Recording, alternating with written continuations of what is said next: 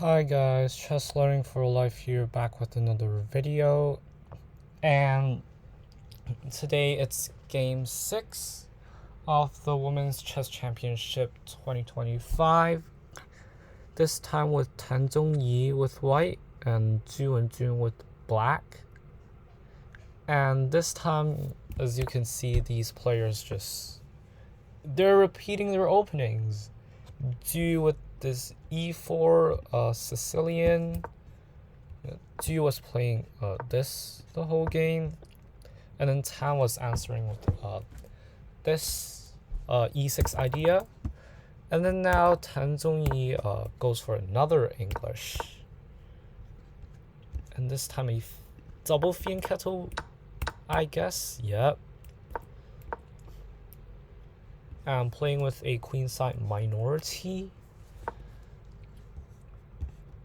Black is already gaining space, but it's fine. It's a modern setup where instead of gaining the center, you fight for it. See, already fighting for it. Takes. Here, bishop g4. Would have done a more, would have gave white a more difficult job. But bishop 5 is not a mistake. Trades off a pair of pieces, and it's a very good idea. You're opening lines for the Fianchetto bishop, but now you can't prevent a pair of bishops being traded away. Now a very cool idea here is, I guess, e4.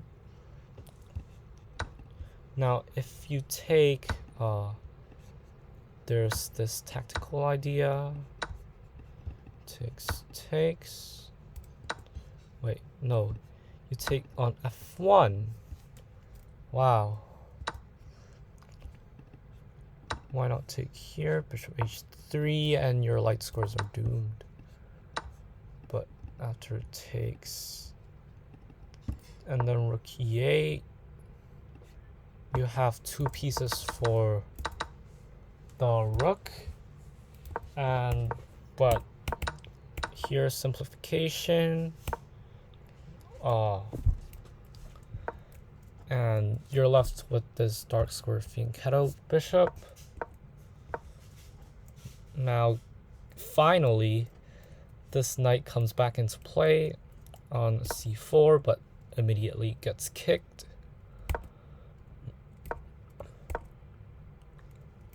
And now this move just allows black to gain space, expansion on the king's side, and just hammering in.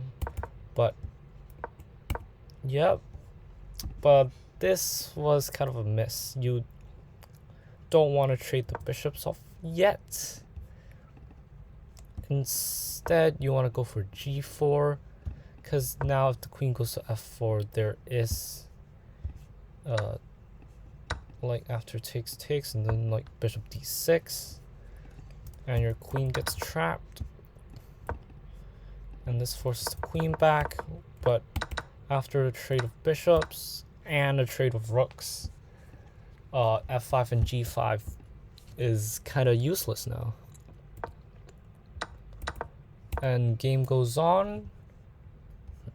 Here black is slightly better, a better knight placement, better centralized queen, and a queenside majority. Always remember, a queenside majority is better than a kingside majority, because a kingside majority is harder to push, because firstly, your king is there, so pushing the pawns in front of your king is not safe. Second of all, there is a black king on the opposite side, so even if your pawns even if you launch your pawn avalanche, there will be a king blockading the promotion square. So a queenside majority is usually better, but as you can see, the advantage is close to nothing.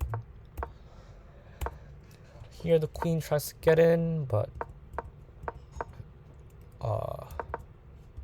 here h4 was kind of rushed, and white needs to realize he needs to play for a draw, she needs to play for a draw, and really go for checks right here. Check the king up, put pressure on this a6 pawn, and look for some minority attack, but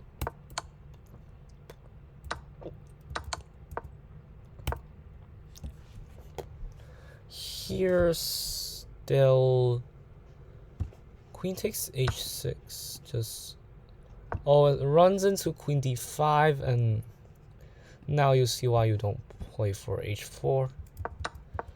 And here this just forces capture, and in this position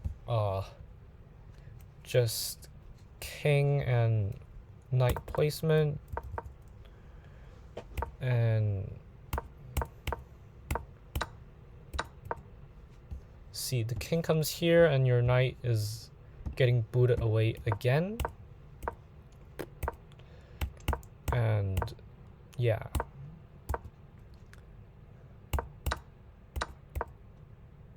and here you just need to protect the pawn, be patient, trade off the pawns like this, and now after takes it's GG. Both sides are rolling, and yeah, this concludes game 6 with Du gaining the lead to 4-2, a very decisive lead. And the two players are moving to Chongqing. Before these 6 games were played in Shanghai, and now they're going to Chongqing, which is also in China, and they're gonna play the rest of their games right there. So I hope you enjoyed today's video. Make sure to like and subscribe for more chess content. Stay tuned for game 7, and I'll see you all next time. Bye.